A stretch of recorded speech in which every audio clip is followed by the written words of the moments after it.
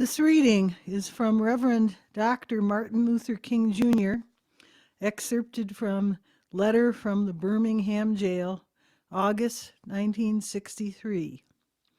In any nonviolent campaign, there are 4 basic steps: collection of the facts to determine whether injustices are alive, negotiation, self-purification, and direct action. We have gone through all of these steps in Birmingham. There can be no gainsaying of the fact that racial injustice engulfs this community. Birmingham is probably the most thoroughly segregated city in the United States. Its ugly record of police brutality is known in every section of this country. Its unjust treatment of Negroes in the courts is a notorious reality. There have been more unsolved bombings of Negro homes and churches in Birmingham than in any other city in this nation.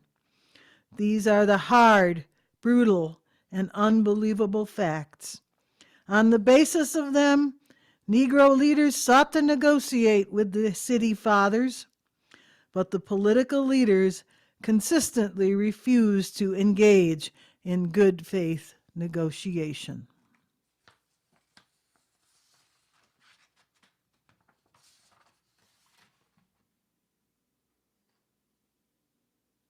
The second reading for this morning comes from James Lawson.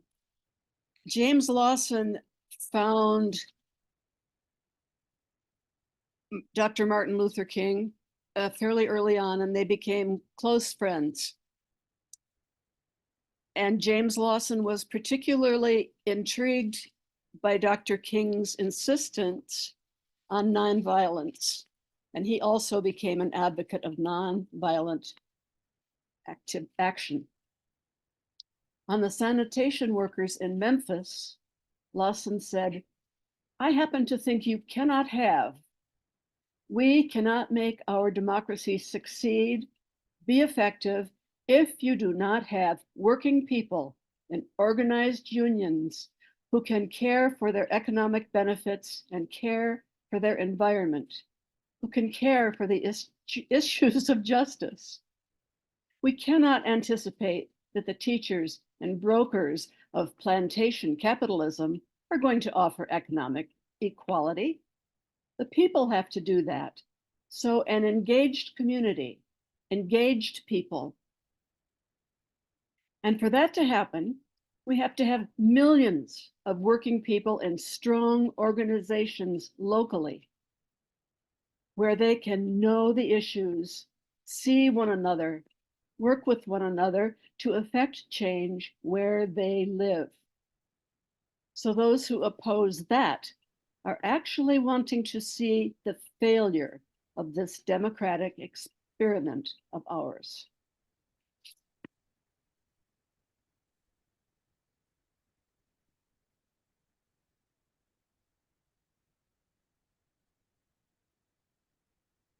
In a country that seems to have no guardrails and no memory, we are overrun with violence. We see it in our rhetoric. We see it in our schools. We see it in our police. We see it in our healthcare system. We see it in our taxes. We see it in threats to public officials, and we see it at school board meetings. And we saw it in public protests like January 6th. What makes people think the only way to make change is violence? We know that nonviolence has a strong legacy of stimulating successful change, exemplified by the life of the Reverend Dr. Martin Luther King Jr. and other civil rights leaders, such as the Reverend James Lawson. In this nation, it seems that we have forgotten about nonviolence as an approach to change. Dr. King, a rather reluctant prophet, started his work in Montgomery, Alabama, with a bus boycott that lasted more than a year.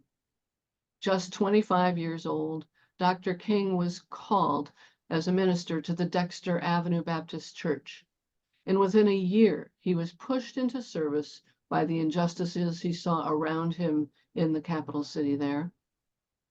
It began because the organizers in Montgomery were tired of being treated as not fully human, treated without dignity or respect, made to sit in the back of the bus, as one example of indignity. King wrote a recollection of those early days in Montgomery in his letter from the Birmingham jail. King wrote, "The people who deserve recognition for courage are those who showed amazing discipline in the midst of the most inhuman provocation. They will be old, oppressed, battered Negro women, symbolized in a 72-year-old woman of Montgomery, Alabama, who rose up with a sense of dignity and with her people decided not to ride the segregated buses and responded to one who inquired about her tiredness with ungrammatical profundity. My feet is tired, but my soul is rested." These were the people who put it all on the line, and that's how it started for King. A nonviolent boycott of the buses and the organizing it took to keep functioning, to get people to their workplaces, the phone calls and the carpools. No internet scheduler apps were available then. They just had to use phones and paper and word of mouth, and it worked for over a year. Some people did lose their jobs because of it. But why not use violence? Bomb City Hall, blow up the buses, maybe assassinate someone. Certainly violence was used against King when he received bomb threats in Montgomery, but he stuck with nonviolence as the strategy. He described why in a 1966 Ware lecture at the Unitarian Universalist Association General Assembly in Florida. Keep in mind, he uses the language of the times. In the Ware lecture, he said, "Nonviolence would say that the morality of the ends is implicit in the means, and that in the long run of history, destructive means cannot bring about constructive ends. So since we are working toward a just society in this movement, we should use just methods to get there. Since we are working for the end of a nonviolent society in this movement, we must use nonviolent means and methods to get there." And yet then, as now, violence was used by the people with power, by people who wanted to maintain things as they were, people who wanted separate and unequal, people who wanted to minimize voting power, reduce money power, keep things for themselves, people with a fixed pie mindset. There's only so much to go around and I'm going to keep it for myself. And besides, those people aren't deserving anyway. But we know that story. The stories from Montgomery and Selma are widely told by King. And they went elsewhere too. King went elsewhere. So why was he in jail in Birmingham? And what was he doing in Memphis? Rosa Parks bravely resisted the racism on that Montgomery bus and was arrested, but it was a little bit different in Birmingham. On May 2nd, 1963, 1,000 students, children, skipped school and went from the 6th Street Baptist Church to march to downtown Birmingham. This children's crusade was intended to bring attention to the segregation in Birmingham, one of the most segregated cities in the US. The students were arrested, hundreds of students arrested, and hundreds more returned the next day. And on that next day, the white commissioner, Bull Connor, directed the police and fire departments to use force to stop the nonviolent march. Images of children being blasted by high-pressure fire hoses, being clubbed by police officers, and being attacked by police dogs resulted in national outrage. You can read about it at the National Museum of African American History and Culture. John F. Kennedy, the president, responded to the protests by proposing civil rights legislation prohibiting discrimination. It passed in 1964 after Kennedy was assassinated. You see, Bull Connor was running for mayor and lost. And who knows, maybe it was in part because of King's declaration that Birmingham was the most segregated city in the nation. But that declaration didn't really receive much attention. The people of Birmingham declared that King was an outsider, and they accused him of not consulting with local leaders and setting back Birmingham's progress, and perhaps even blamed King for Bull Connor's behavior. But it was in response to King that Connor actually went and got an injunction from the state court to halt all demonstrations. Well, Dr. King and Reverend Ralph Abernathy said they were going to ignore the injunction, and they were arrested for contempt and jailed for a week before being released on bond. It was then that King wrote the letter from the Birmingham jail. And here's why that letter is so important. King was responding directly to the moderates who felt like King was an outsider, that he was moving too fast, that the time was not right to take action. King wrote, "I cannot sit idly by in Atlanta and not be concerned about what happens in Birmingham. Injustice anywhere is a threat to justice everywhere. We are caught in an inescapable network of mutuality, tied in a single garment of destiny. Whatever affects one directly affects all indirectly. Never again can we afford to live with the narrow provincial outside agitator idea.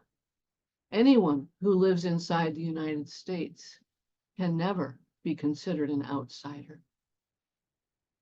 King appealed the contempt charges all the way to the U.S. Supreme Court that eventually rejected King's appeal. King and the others were found in contempt because they didn't test the constitutionality of Bull Connor's parade permit first. They should have applied for the permit first, and they didn't. They just acted. And so King was jailed again in Birmingham for 5 more days in 1967 because of that Supreme Court decision. That's how long it took for the appeals to get through the courts. But King said that the Supreme Court decision set a dangerous precedent. He said, "Our purpose when practicing civil disobedience is to call attention to the injustice or to an unjust law we wish to change." This was according to Time magazine in 2015. Interestingly, this article by Time was sort of their mea culpa. When they reported on Birmingham originally, they too reported that King was acting too fast. They finally admitted to getting it wrong. In Birmingham, King and others waited long enough. In the letter from the Birmingham jail, King outlined 4 steps involved in a nonviolent campaign, which Susan Urban read for us this morning. Gather your facts, negotiate, act righteously, and take direct action. King and others in Birmingham kept waiting. They had to wait until the runoff election was held. Then they had to wait to support the community that was in need. Then they were supposed to wait to encourage more negotiation. They were asked again to wait for the new mayor to act. And it was the white local clergy who were asking the civil rights leaders to wait.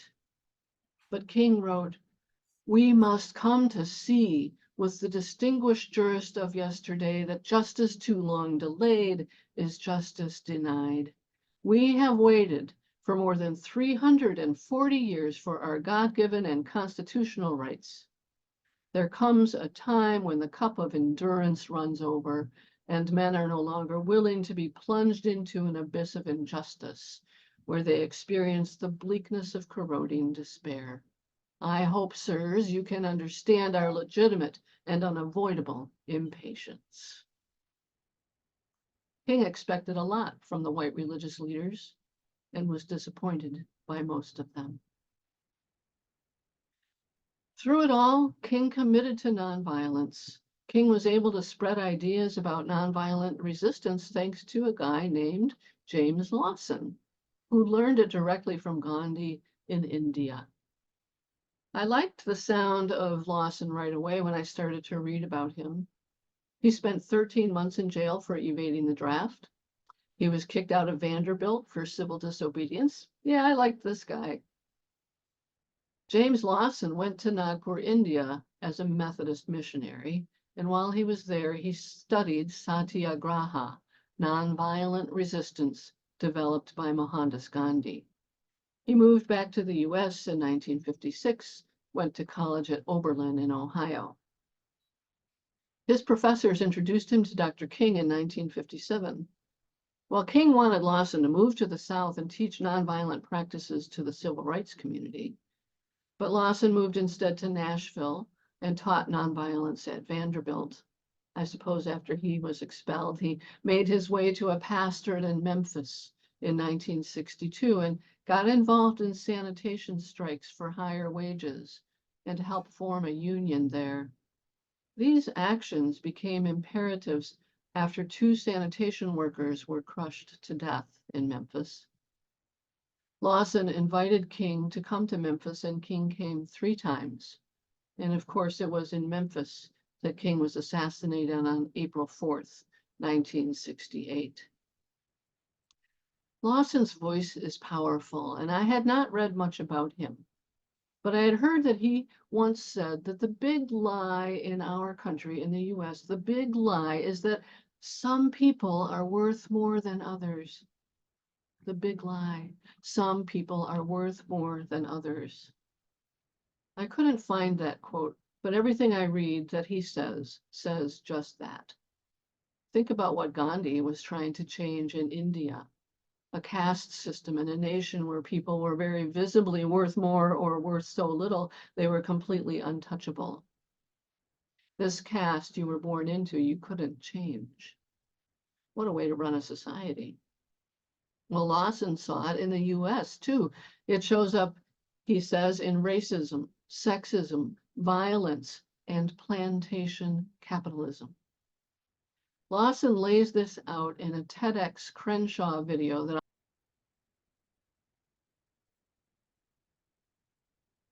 in that same talk, Lawson said that violence and sexism and racism all have the same ideological perspective.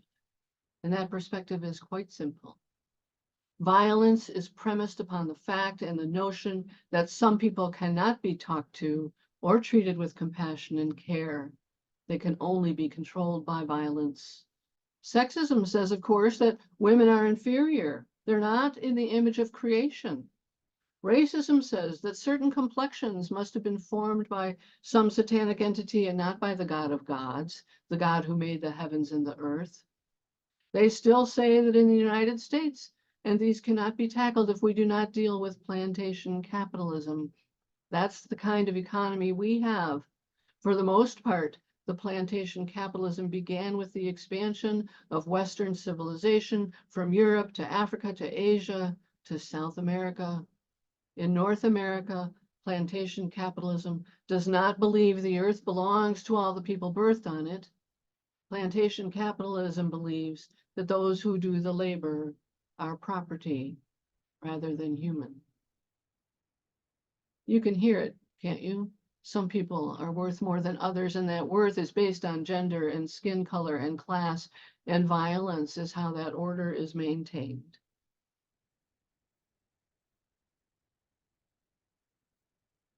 Lawson brings us back to the present day with his reflections there. We are more violent than ever. Ever towards change are met with violent resistance.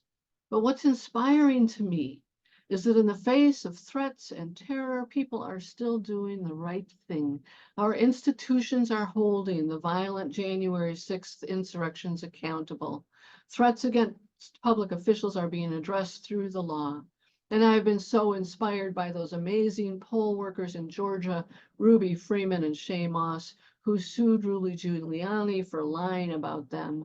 Giuliani's lies led to threats against their lives and livelihoods, and those amazing women won in court.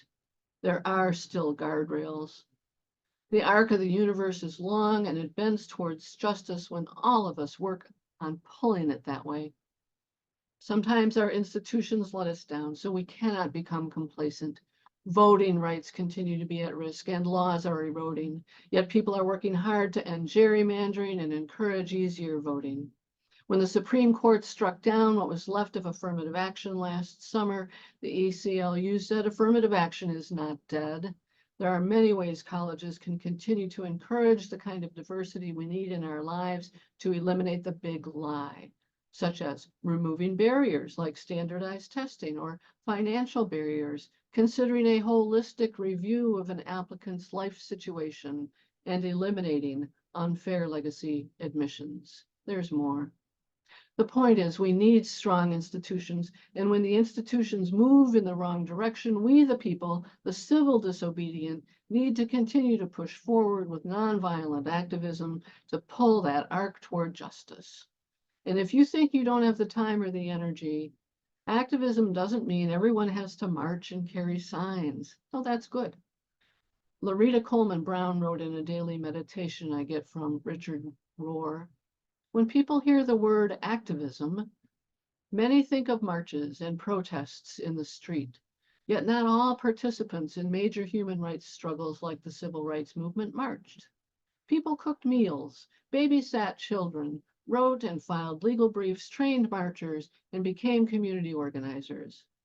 Others who were unable to march prayed, made phone calls, and hosted movement gatherings. Activism can be anything that helps to heal people and the world. This is our time to recognize the violent threats around us, not as an end to the movement for equity and liberation, but as pushback to our successes. We cannot ignore the prize. We cannot wait for a better time to act. We cannot ask people affected by racism to hold on any longer.